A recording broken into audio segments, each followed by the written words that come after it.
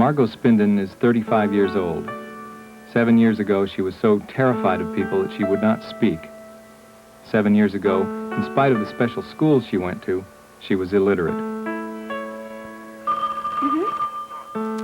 Just a moment, please. Good morning, Clausen House. Can I help you? Today, Margot conducts business on the phone. Just a moment. She's taken control of her shyness and meets strangers with poise and authority. Yvonne is out of the office at this time. Could she call you back? How do you spell that? S-M-I... And Margot has learned to read and write. It's not easy for her, but she manages. 6, 8...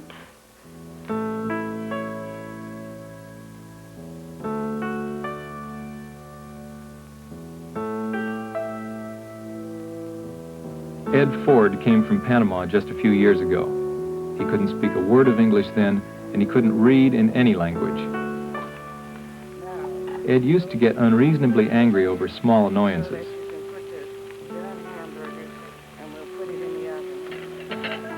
Today, Ed still can't read a book, but he has learned to read signs, and he's gained a lot of maturity. Jackie Caro is 38. She spent most of her early years in state hospitals. 8 years ago, she was incapable of functioning in society. She was a severe hypochondriac, and she had almost no control over her temper. Today, she works as a volunteer in a convalescent hospital. That work demands patience, kindness, and understanding. Jackie's change has been nothing less than dramatic.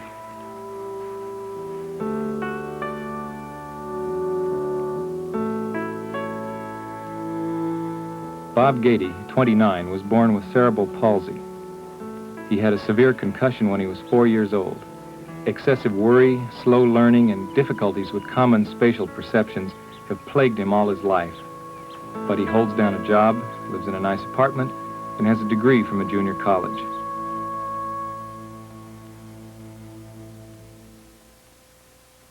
Hello, my name is Susie Schell, and I am mentally retarded. And so are the 4 people you have just met. Over the years, we all have changed because of a very special place called Clausen House.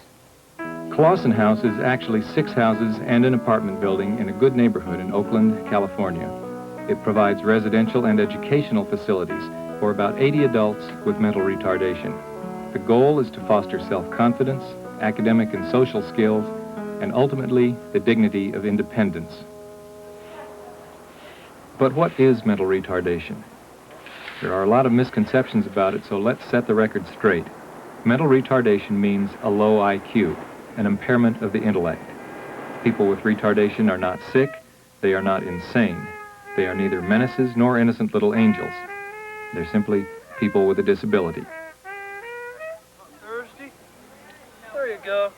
In fact, that's another name for mental retardation, developmental disability. Yeah. The results of these disabilities are varied, but being slow in a fast world can cause terrible frustration.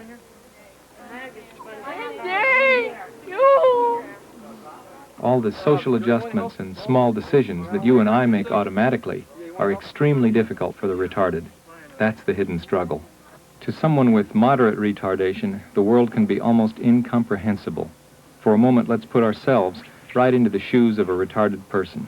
Today we're going to work on word recognition, and the word we've chosen today is exit.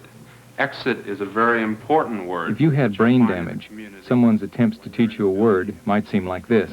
It's the word you'll want to look for. No, this is what you want. This is the Plathis Rune. A simple transaction might be totally beyond your abilities. You know, a fleaver. To a person with even mild retardation, the world can be very unpleasant. Hey, dummy, what's wrong with you? Are these people housebroken? For Bob Gady, who graduated from Clausen House in 1979, the problems are constant. People have a tendency to always laugh at me when I'm walking the way I walk. And it's a very uncomfortable thing.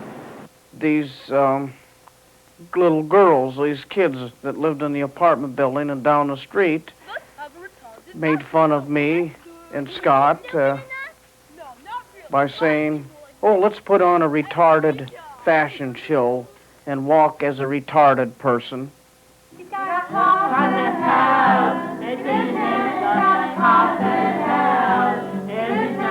Many of the causes of mental retardation are well known.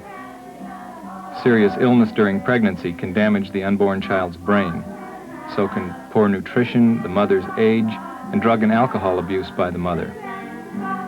Even if a child is born without complications and is growing up smart and strong, a bad head injury can cut his IQ in half.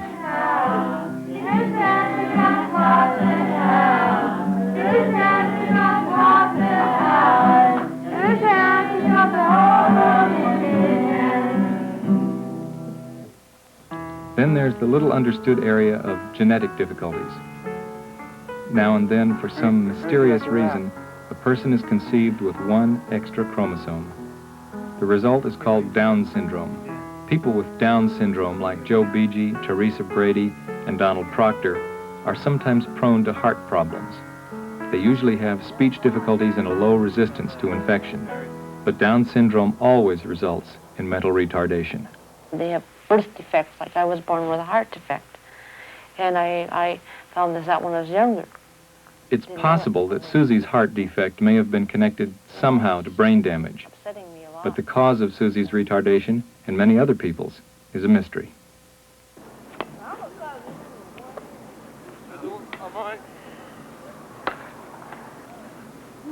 Now, what do we do about these people? In the past, we got them out of our sight. We warehoused them in state institutions. We still do, to a large extent. And it's a tragic mistake, because 90% of retarded people have only mild or moderate disabilities. Legislation and changing attitudes have brought more human kindness to some of the big institutions, like Sonoma State Hospital in California. But many experts agree that an institutional environment can actually lower functional IQ. Dr. Pat Martin is the director of Sonoma State Hospital. 20 years ago, our technology for dealing with the problems of the mentally retarded was pretty minimal, and things were pretty hopeless. Therefore, we had a custodial frame of mind, and this is when large institutions like Sonoma were thriving. Now we know how to teach the mentally retarded all kinds of new skills that enable them to be a part of the community. What can parents do when their retarded child reaches adulthood? Keep him at home? For both the young person and the parents, that's usually not a good solution. For most people, the only alternative has been the state. But to Mrs. Edwin G. Clausen and her husband, a state institution was simply out of the question for their own developmentally disabled daughter. In 1964, they decided to create a new alternative. But early in 1966, Dr. Clausen, a brilliant cancer surgeon, died of cancer. In 1967, Mrs. Clausen learned that she had multiple sclerosis. The dream, however, was still alive and strong. I just felt that for those 18 and over, a situation should really be created. All parents have thought of doing something like this, but I think, as I had mentioned in our chat, that I happened to be in the right place at the right time. In November 1967, 6 mentally retarded women came to live at a new place called Clausen House. One house became 6, all within an easy walk of each other. They're not private homes, but sometimes you forget that. An apartment building on Lenox Street was added to the cluster. Apartments where certain carefully selected residents could begin learning to be independent. Soon there were 80 mentally retarded men and women living in the neighborhood. What do the neighbors think? In my view, the impact of Clausen House in the neighborhood has been very favorable. I think that the people have integrated well with the community. What kind of neighbors are mentally retarded people? Good neighbors. Good neighbors. Couldn't ask for better ones. What effect has Clausen House had on property values? I don't think they affect it at all. The biggest thing that's going to affect property values, I think, is obvious deterioration of property. This place is clean. It's well kept up. And I don't think anybody interested in buying this building or passing back and forth along the street would notice or would care who's living in that building. Betty Reed Soskin is the mother of a Clausen House resident. I chose Clausen House as a community for Dory because it was very clear that she needed an environment where the world was slowed down to a pace that she could manage. And that pace didn't exist outside. So that the protected community of Clausen House, I saw as giving her enough leeway to grow in the way she could, more than if she were at home with me, because even if I could provide her community from home, I would have placed her in the world that was moving at my speed and not hers. I watched her flower in that slowed down community, and I'm still watching it happen. And it's ideal. I'm learning to like me better. I think I'm learning to speak more for myself. I think I'm learning to like myself better. I'm able to do things more that please me once in a while. Growth and learning and change depend on having access to the world beyond Clausen House.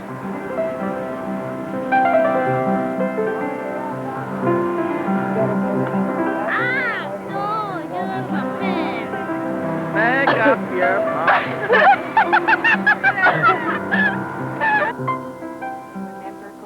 Retarded people's limitations lie not just in their handicaps, but also in the way we perceive those handicaps. Patricia Cummings is on the Clausen House staff.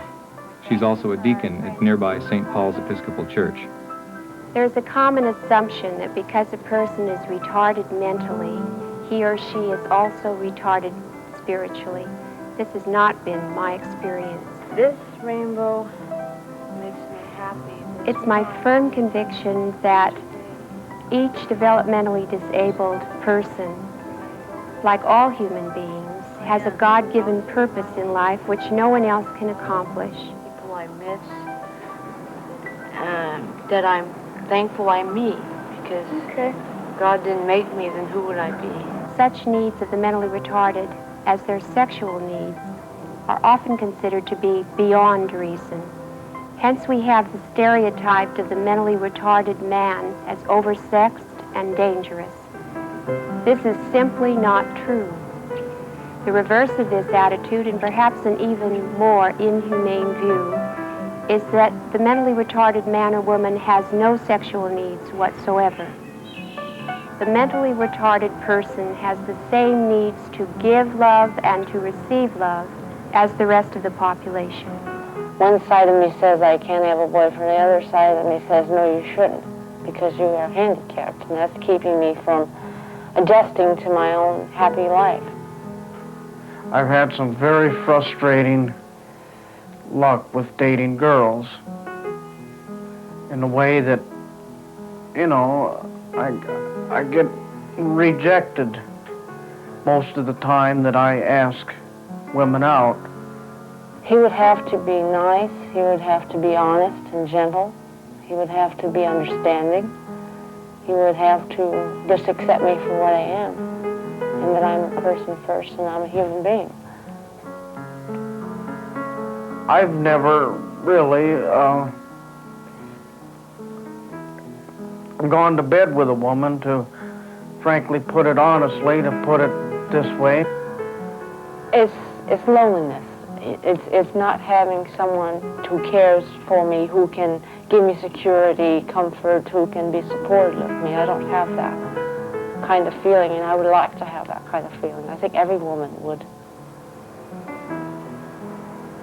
It's you and me only. It's a delicate issue, but there's no reason to avoid it. A mentally retarded person has the same rights of sexual expression as any other citizen.